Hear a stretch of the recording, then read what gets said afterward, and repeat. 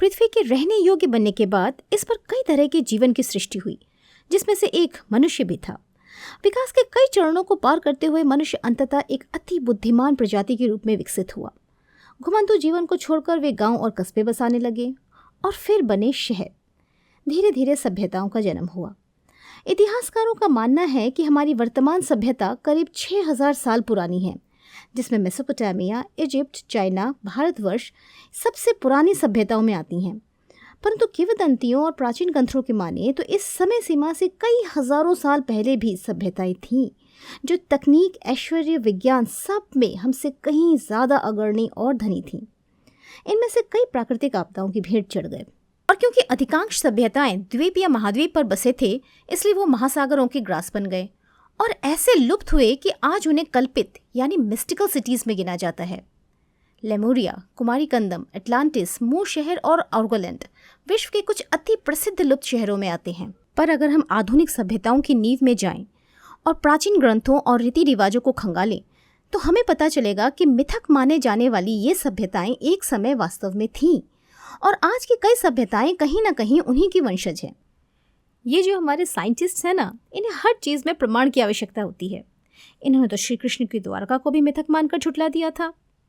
1963 में आर्कियोलॉजिस्ट्स को अरब सागर में एक पुरातन शहर के भग्न अवशेष जैसे दीवारें, खंबे, बर्तन, कलाकृतियां, मुद्राएं आदि मिलने पर विश्व में द्वारका के होने का प्रमाण मिल गया, और साथ ही इस बात की भी पुष्टि हो गई कि द्वारका एक समृद्ध और विकसित शहर होने के साथ साथ एक व्यावसायिक बंदरगाह भी थी। हेलो, और एक बार फिर से स्वागत है आपका सबका हमारे चैनल मेरी नॉलेज यानी मिरिक पर। दोस्तों, आज हम बात करेंगे समय में लुप्त हुए ऐसे ही एक महाद्वीप की, जिसके प्रमाण वैसे तो उसके वंशजों के रूप में हमारी आंखों के सामने हैं, परंतु फिर भी इतिहासकार और वैज्ञानिक उसे आज भी कोड़ी कल्पना ही मानते हैं। मैं बात कर रही हूँ अटलांटिस की, जिसका सबसे पहला उल्लेख ग्रीक फिलोसोफर प्लेटो द्वारा लिखित रचना तिमियस एंड क्रिटियस में मिलता है। प्लेटो के अनुसार अटलांटिक महासागर में पिलर्स ऑफ हर्क्यूलिस के पास अटलांटिस नामक विशाल साम्राज्य था, जो उस समय के लीबिया यानी नॉर्थ अफ्रीका और एशिया माइनर यानी आज के टर्की के संयुक्त क्षेत्रफल से भी बड़ा था। पूरा शहर एक वृत्ताकार रूप में 5 खंडों में बटा था। शहर के बीच में एक विशाल महल और समुद्र के देवता पोसाइडन का मंदिर था। अटलांटिस एक अति समृद्ध साम्राज्य था, जहां न सिर्फ बहुमूल्य रत्न थे, वरन ये प्राकृतिक संपदा, ईंधन और हर दृष्टि से धनी था। माना जाता है कि विज्ञान के क्षेत्र में अटलांटिस इतना उन्नत था कि एस्ट्रोनॉमी, स्पेस साइंस, चिकित्सा शास्त्र और तकनीक में उसका कोई सानी नहीं था। कुछ बुद्धिजीवियों का ऐसा भी मानना है कि अटलांटिस के पूर्वज लेमुरियंस थे, जो एक हाईली स्पिरिचुअल सभ्यता थी और जिनकी उत्पत्ति किसी दूसरे ग्रह के प्राणियों से हुई थी। परंतु ऐसा क्या हुआ कि अटलांटिस की अति विकसित सभ्यता आज से 11,500 साल पहले अचानक एक ही दिन में लुप्त हो गई?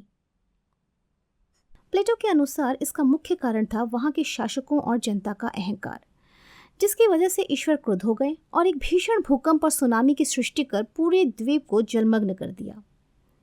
अब चलिए इसे विज्ञान की नज़रों से भी देखते हैं।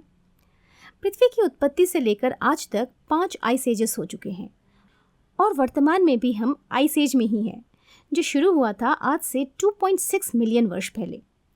देखिए, आइस एज में 2 फेज होते हैं, ग्लेशियल जिसमें धरती बर्फ से ढक जाती है, और इंटरग्लेशियल जिसमें बर्फ पिघलती है और समुद्र का पानी बढ़ जाता है। इस वर्तमान इंटरग्लेशियल फेज की शुरुआत आज से 11,000 साल पूर्व हुई थी, ठीक उस समय जब समुद्र का पानी असाधारण रूप से बढ़ गया था और पूरा अटलांटिस डूब गया था। विश्व के अधिकांश साइंटिस्ट और बुद्धिजीवी अटलांटिस को प्लेटो की मनगढ़ंत कहानी मानते हैं, क्योंकि इस महाद्वीप का कोई भी अवशेष आज तक आर्कियोलॉजिस्ट को नहीं मिला है। या कहीं ना कहीं शायद हमें भी वो गुरूर आ गया है कि हम ही अब तक की सबसे सर्वश्रेष्ठ सभ्यता हैं। अटलांटिस के होने के कोई ठोस सबूत मिले ना मिले, पर उसके वंशज, वे लोग जो उस आपदा से बच गए थे और जिन्होंने अन्यत्र शहर बसा लिया था, उनकी सभ्यता और रीति रिवाजों में अटलांटिस हमेशा जिंदा रहेगा। नॉर्थ अफ्रीका के बर्बर्स खुद को अताला के वंशज कहते हैं। गॉल्स, आयरिश, वेल्श, इन लोगों का मानना है कि उनकी आदि सभ्यता एवोलान द्वीप की थी। फ्रैंको स्पेनिश बॉर्डर पर रहने वाले बास्क का पूर्ण विश्वास है कि उनके पूर्वज अटलांटिका के थे। मिस्र के लोग अपनी आदि सभ्यता को एमेंती के नाम से जानते हैं, तो वहीं बेबीलोनियंस अरेलू के नाम से। माया, एस्टेक, मैक्सिकन आदिवासियों की परंपराओं पिरामिड निर्माण और लेखों में आश्चर्यजनक समानता दिखती है और ये सभी स्वयं को एक भव्य आदि सभ्यता का वंशज मानते हैं। जाहिर है जहाँ इतने लोग अटलांटिस विचारधारा के विरुद्ध हैं, वहीं कुछ इसके पक्ष में भी ज़रूर होंगे। अटलांटिस के ऊपर कई लेखकों ने किताबें लिखी और कई डॉक्यूमेंट्रीज और मूवीज़ भी बनाए गए। अटलांटिस वास्तव में किस जगह पर था, आज तक ये एक बहस का मुद्दा है। प्लेटो के अनुसार ये भूमध्य सागर में पिलर्स ऑफ हर्क्यूलिस के मुख पर था, जिसे वर्तमान में जिब्राल्टर की खाड़ी कहते हैं। कुछ का मानना है कि अजोर्स द्वीप समूह अटलांटिस के अवशेष हैं, तो कुछ ये दावा करते हैं कि Turkey, Spain, Antarctica, North Africa, Greece and Cyprus में अटलांटिस के होने के प्रमाण मिले हैं। जैसा कि हमें पता है कि सहारा हमेशा से एक रेगिस्तान नहीं था। आज से करीब 11-12 हज़ार साल पहले ये एक हरा भरा प्रदेश था जहाँ कई सारे नहर और छोटी छोटी नदियाँ थीं। वर्तमान में इसी सहारा रेगिस्तान में मॉरिटोनिया नामक शहर में एक रिसर्च स्ट्रक्चर, जिसे आई ऑफ सहारा भी कहते हैं, पाया गया है, जिसे इंटरनेशनल स्पेस स्टेशन से देखने पर यह हूबहू अटलांटिस शहर की बनावट का लगता है। कुछ इतिहासकारों का ऐसा भी मानना है कि प्लेटो की अटलांटिस द्वारका से प्रेरित थी, जिसके बारे में शायद उन्होंने कहीं पढ़ा या किसी से सुना होगा, क्योंकि दोनों नगरों और उनके प्रतिष्ठापकों में अद्भुत समानता थी। हमारे हिंदू ग्रंथों महाभारत और विष्णु पुराण में भी अटलांटिस का उल्लेख है। इनके अनुसार पश्चिमी महासागर में एक भव्य श्वेत महाद्वीप है, जिसमें आध्यात्मिक रूप से प्रबुद्ध ऋषियों का वास है। इस महाद्वीप को पुराण में अतला के नाम से संबोधित किया गया है। इस विवरण से ऐसा लगता है कि यह अतला अटलांटिस के भी पहले की कोई सभ्यता रही होगी, शायद लमोरिया या कोई और। हो सकता है अटलांटिस वाकई प्लेटो की एक कोरी कल्पना थी, जो उन्होंने अपने देश के शासकों को आगाह करने के लिए गढ़ी थी, या शायद ऐसी विकसित और भव्य सभ्यता का अस्तित्व वाकई में रहा हो। सृजन और विनाश प्रकृति का नियम है।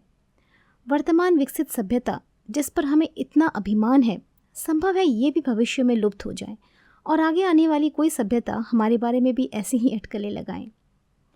समय और प्रकृति दोनों ही हमारे काबू के बाहर हैं, पर विज्ञान और मनुष्यता पर तो है।